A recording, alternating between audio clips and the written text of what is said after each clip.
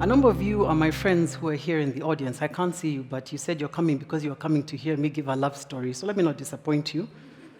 Let me start. And I'll take you to 1986, when I just finished Standard 8. How many of us did Standard 8 here? You remember? Remember what would happen when you finish closing day and the holidays thereafter? There had been this young boy who had been checka-checking the whole year. Checka-checking, talking, buying each other cools, Red Devil. So you know how that thing plays. So he said, let's go for a movie. So I squadded up. I got my squad, my girlfriends. And we were going to go to Kenya Cinema to watch Top Gun. Do you remember Top Gun? Kelly McGillis, Tom Cruise. Do you remember? Me, I don't remember anything. Because me, I was going for a date. So I got my squad to go. And those of you who are in NSSF Twitter, you know what I mean by there was stalls, circle, and balcony. Remember that? I'm sorry, what? Yes. Exactly. So where did my squad sit? Stalls. Because they're not trying to cramp your style, isn't it? Because you guys want to be where? Balcony, row Z, seat 7 and 8, uko katikati. But right at the back, balcony row 7 and 8 was right at row Z was right at the back. Because, so you know what happens? Uko. You don't know. Ask those guys who are in balcony up there. We know. Me, I can see you. You think I can't? I know your game. I hope you get some. So I went, we bought our popcorn, sat together. You know how there's only one armrest? Like here where you are, there's just one armrest. And here, some of you are just fighting. You can feel his hair brushing up against yours. Are you feeling it? All right? So me, I'm ready. I'm ready. I was born ready. It's a date. We've been checka-checking the whole year, right? Anyway, park that story. Fast forward to 50 kilos later, in 21 years, November 2007. And I had just been asked to resign by my boss. And I decided to write him a letter. I am telling you, I abused his entire lineage, the lineage that gave birth to him. I abused them for producing him. And you know, when you use kisungu mingi, if you're going to call somebody crazy, you don't say you're crazy. You say you're suffering from a debilitating amount of cognitive dissonance.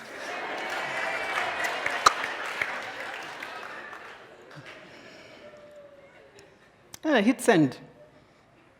And I went home. And at about 6:30 in the evening, his PA called me. Her name was Elizabeth, beautiful lady. And she said, Carol, I've just seen your email. Now, if you're wondering why she was seeing his email, like any good CEO, your PA sees your email because she can filter it for you, isn't it? To what's important, she can pass what needs to be, other people can attend to, others that can be dealt with the next day. So she had seen it and she'd gone, guy. And so she calls me, and her first words were, I've just seen your email, and I'm talking to you as a mother. And I want you to listen, my daughter. It's very interesting because my mom was in the banking industry for 36 years, and part of her career, she was the executive assistant to the CEO in Standard Chartered many, many years ago. So when she said that, immediately she started channeling my mom, immediately. Started projecting my mom, and my mother's a queen, still is. And she says, I have seen many people.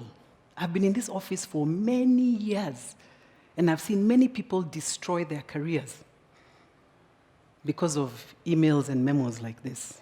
And I cannot let you destroy your career. But it's your email. So I'm going to let you sleep on it. If you still feel that you want me to send it in the morning, I'll send it. Just call me and tell me to send it. And how did we get here? I became the corporate director in this bank. It was one of the top 3 banks. And I was their first female and youngest executive director at the age of 32. So high-flying career. And had a fantastic team of corporate bankers, fantastic team. And we were about 140 of us kicking butt we had one of the biggest corporate balance sheets in the banking industry at the time. And then there was a regime change in London. And with that regime change came a whole new leadership team. And that leadership team meant that even our regional headquarters moved from South Africa, we used to report into South Africa, to Dubai. And these guys came with big swinging ideas. Very, very big ideas. Where did you guys go? It's odd. And they wanted us to pretty much double the balance sheet. Now, for those of you who are in banking, you know that trying to double a banking balance sheet in a few years is like Armageddon. And what's a banking balance sheet? Your loans versus your deposits. To grow your loans, you need deposits. And so we were the first bank, this was many years ago, and we were the first bank to roll out something called DSRs, direct sales representatives. You know, teams of people who just used to go out and sell. And these guys were so desperate to sell, they'd look for any place where they could find a big group of people, including matangas. True story. And one person was complaining because he was like, we're in a matanga, and this guy comes and says, poleni kwa msiba. Lakini heri naona uchukue kalona hapo. These guys were sick.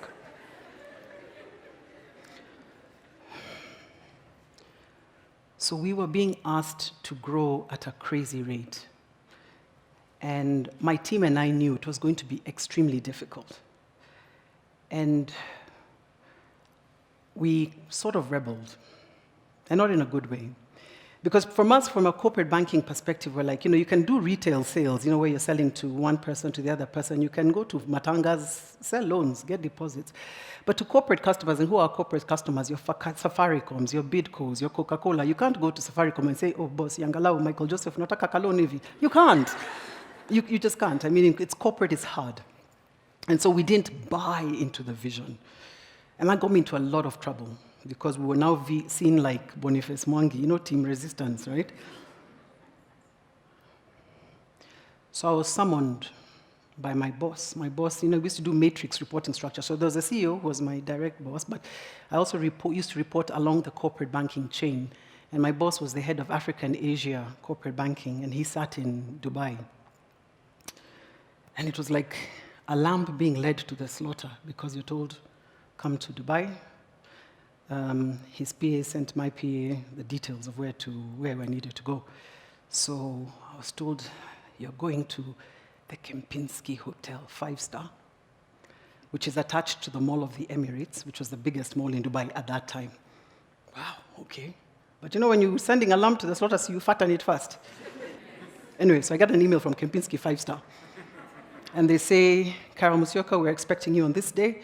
And we will be sending, we have 2 cars available for you, the Audi A6 or the Audi A8. Which one do you want? My friends. I said, give me the Audi A6 inbound and the Audi A8 outbound.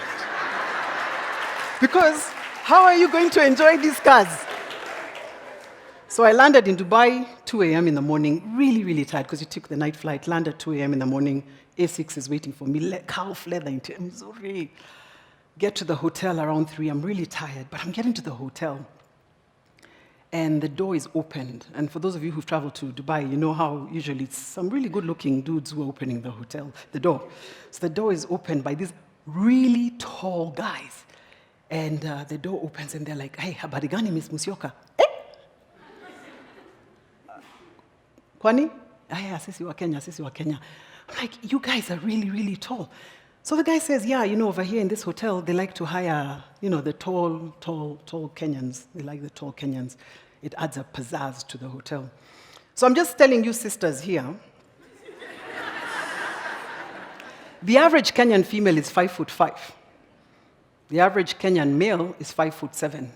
So in Kenya, you have plenty of dark and handsome, and they're in this room. But let me tell you, the tall wako Dubai. Anyway, I get out of the car, go to my room at the Kempinski, and go to sleep. But my meeting is at 8:30 in the morning. Remember, I've been summoned. Dead tired. So I wake up, not so bright-eyed, not so bushy-tailed. Head on out to the headquarters where the meeting was taking place. Get there at 8. The meeting's at 8:30. So you get there at 8, you've got your notes ready, you're really, really ready, you've got your best suit on, you've got your heels on. And at 8:30 now you're getting ready to go for the meeting.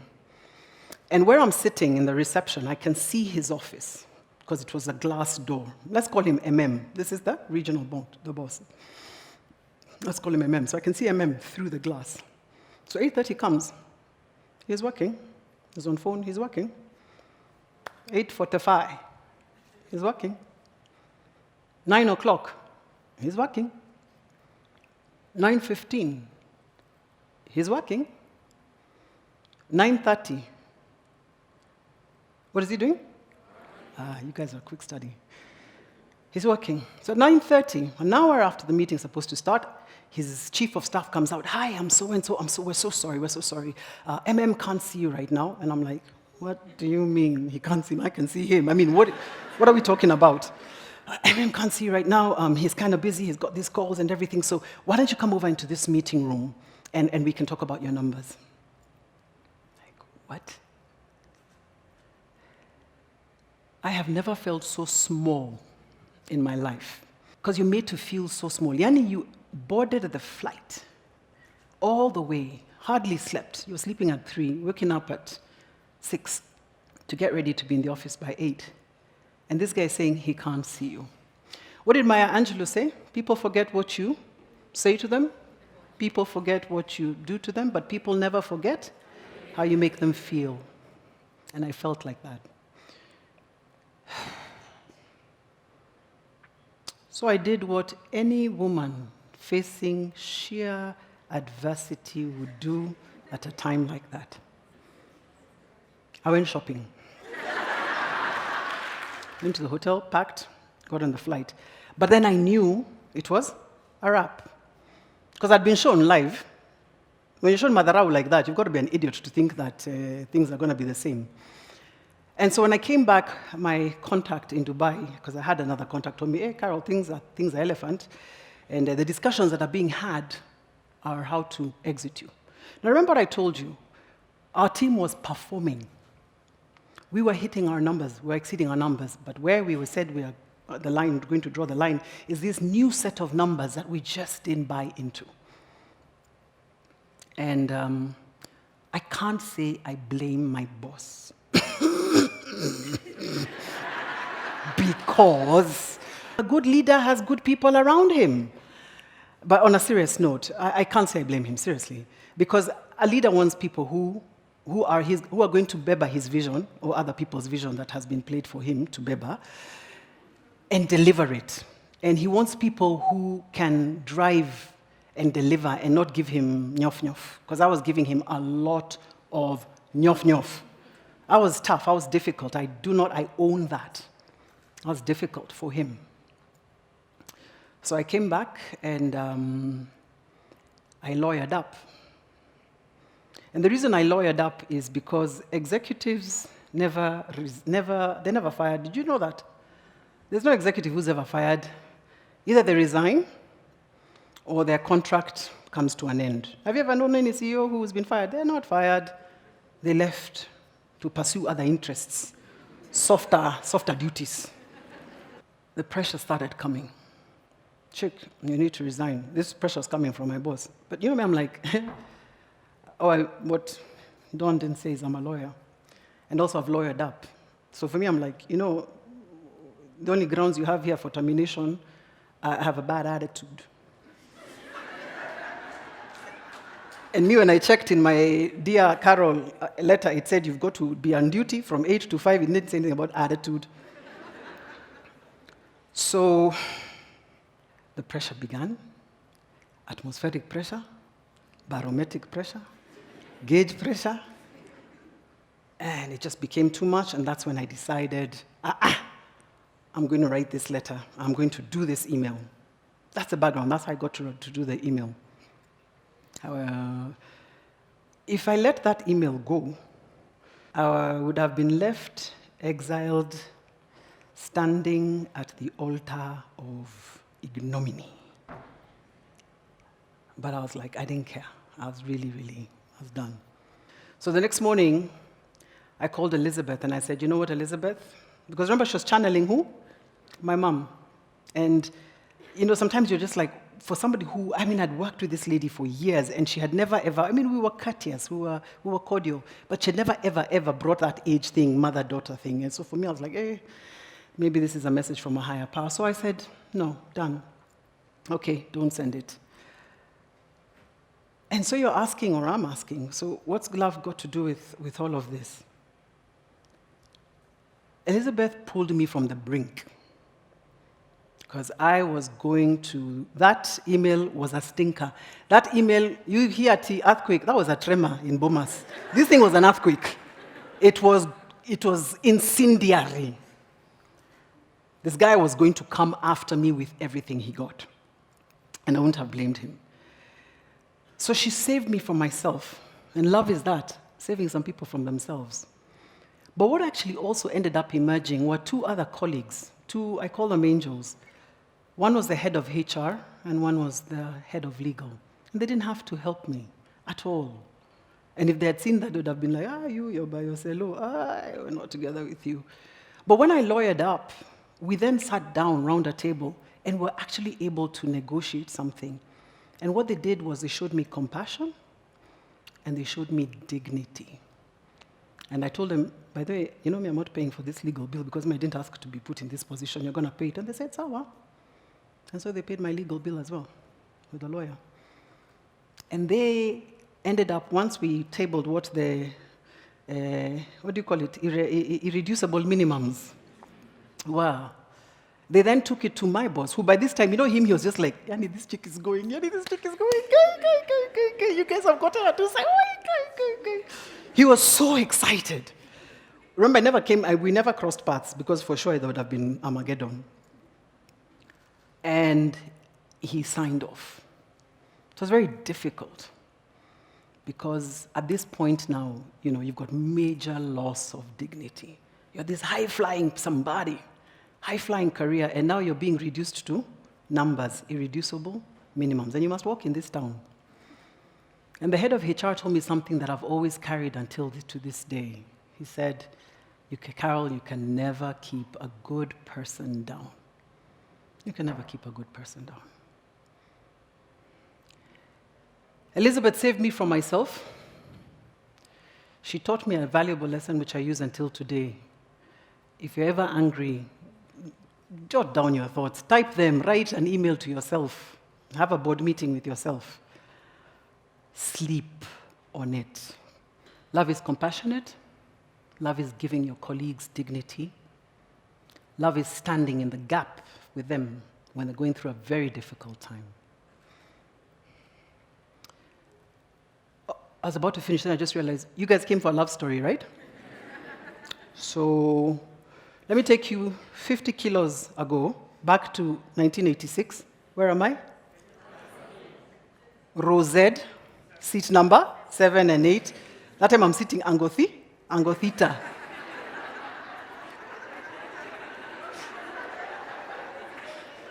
Man, this dude is just watching, sijui jets, sijui motorbikes. The only exciting thing that had happened by this point was maybe our hands accidentally brushing in the popcorn. Nothing else. And you know what? Nothing happened. That love died there and then. And I had to walk out of that movie. You know how your pals are waiting for you? Because they came out, they're installed, so they came out fast, yeah? So they're waiting for you, eh? And you're like,